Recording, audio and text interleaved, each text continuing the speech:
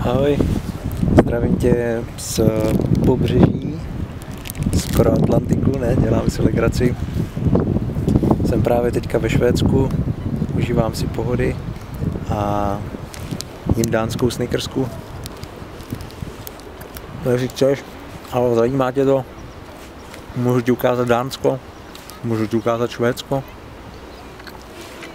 můžu ti ukázat pobřeží, pláž, ovšem ne písečnou.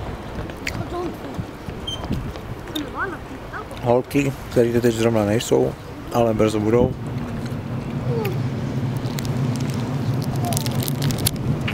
Tady máš tu pláž.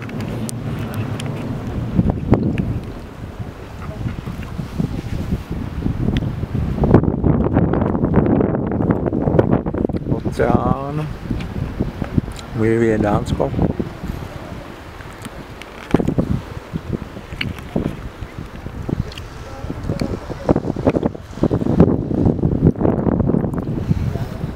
A nějaký ty domky a podobně.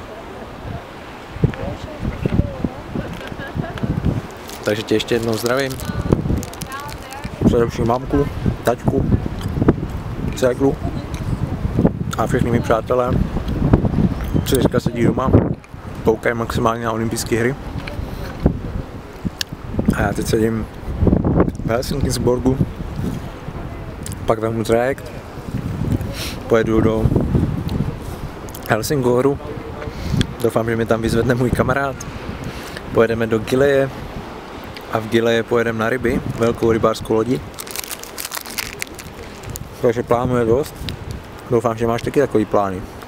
Čau, čau.